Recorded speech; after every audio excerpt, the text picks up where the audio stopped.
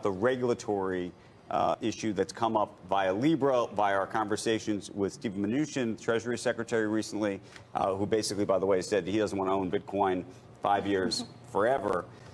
And the fact that there was a G7 meeting where crypto was a huge topic. Is there any anxiety that you have that at some point the G7 were to come together and say, you know what, actually, guys, we don't, this whole Bitcoin thing or other cryptocurrencies like it, where it's a little bit harder to track, where some of the fundamentals behind it actually are about actually undoing the monopoly that fiat currency has, we're actually just going to make it very difficult in G7 countries for you to actually even get an on-ramp, even get onto a Coinbase or what have you, and what that therefore does to the value of this? Well, let's be very clear. I was in the House last week testifying in the Libra hearing, and one of the things I really wanted to make clear is Bitcoin has been regulated in the United States for the last 6 years. The technology and the network itself are a public good, much like the internet. You can't really regulate an open software network, but all of the companies building on top of Bitcoin are regulated based on the facts of what they do. So the way the IRS got the information of all of these crypto holders is through a John Doe summons. It sent Coinbase about 3 years ago. They asked for a lot of information on about 20,000 Coinbase account holders. Now, Coinbase, being a well-capitalized company, was able to go to court and minimize the scope of that request. But again, people who live here in the United States, as Secretary Mnuchin pointed out, right. You have to follow the rules and laws of the United States. If you are a business that is in the business of holding customer funds, of enabling, exchanging, trading, buying and selling of assets, you're responsible for providing your customers with 1099s the same way any other business would. And anyone who holds Bitcoin should know. I had a Coinbase credit card for a while. I did all of the cap gains on all of the little transactions I did. It is a taxable activity. I mean, the rules don't change just because you're touching Bitcoin.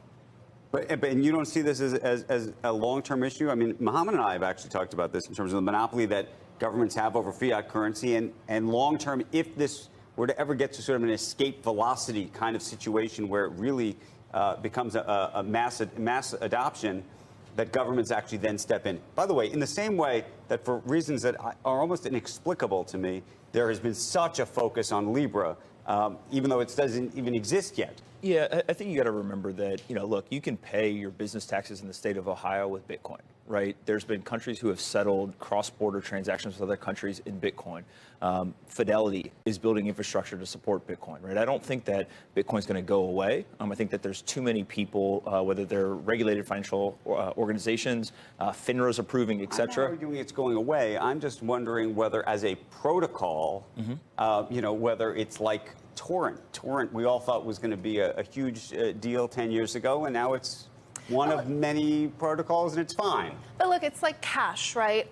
Cash, when you have a $20 bill and you get it out of the ATM, nobody can track what you do with that $20 bill if you go down the corner and you buy a hot dog, right?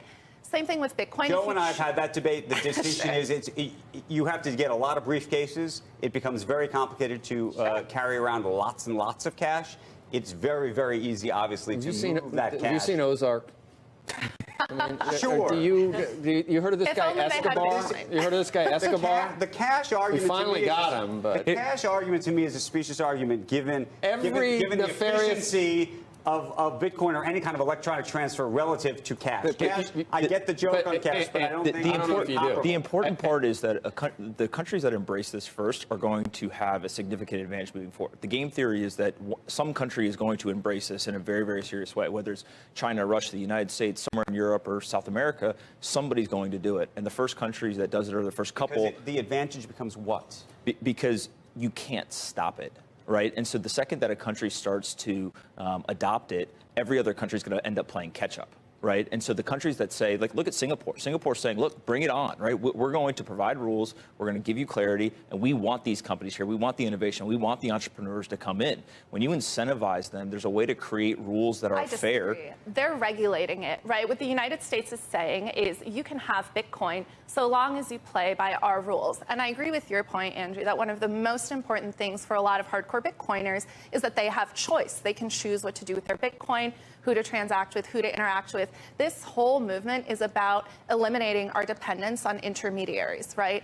Yesterday, we saw another financial institution got hacked, 100 million customer records that were compromised.